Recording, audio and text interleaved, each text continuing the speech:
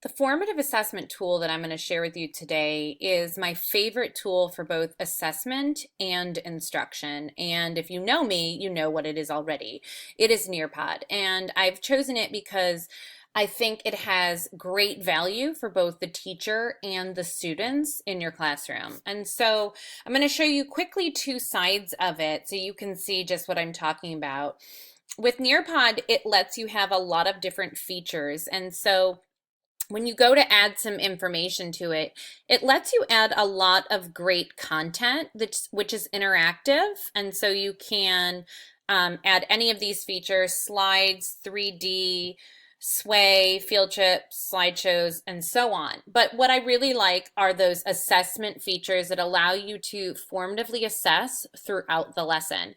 And you can do it in so many different ways. You can ask open-ended questions, use a poll to kind of get a pulse at the beginning of class, quizzes, drawings. Collaborate is one of my new favorite things. It's like a Padlet wall within Nearpod, filling in the blanks, and memory. And so what's really beneficial to the students is that as they're working through and accessing the interactive content, you are then able to assess them as they're going. And they don't have to wait until the end of a lesson to find out how they're doing. Each of the assessment options that Nearpod offers, the teacher can share that out with the students and they can immediately see how they're doing. And so this is the creation side that shows you what some of the options are. I'm going to quickly show you a sample of what that might look like. And so here's a really quick look at Nearpod. It allows you to put in some of those content slides and just give information. Like I said, these are some of the multimedia things that you can do for instruction. And on the assessment side, here are those features. And so here's what one might look like. This one is about how familiar you are with Nearpod. And so as a student, I answered this and the teacher is able to see my data in real time.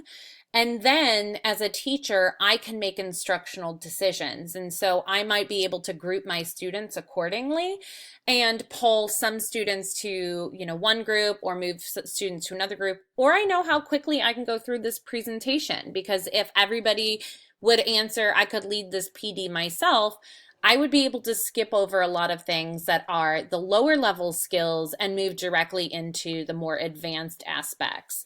And so again, I can have some different content slides. And then finally, here's another interactive formative assessment piece where students are able to answer by typing. And it's also great because depending on the students that you have, you can choose the formative assessment tool that's going to best meet their needs, especially if you have a particularly diverse group of students that you're working with. So this has always been my favorite tool. It continues to get better and better every single year. They're constantly adding new features, new experiences. And so, like I mentioned in the blog, it's a tried and true favorite.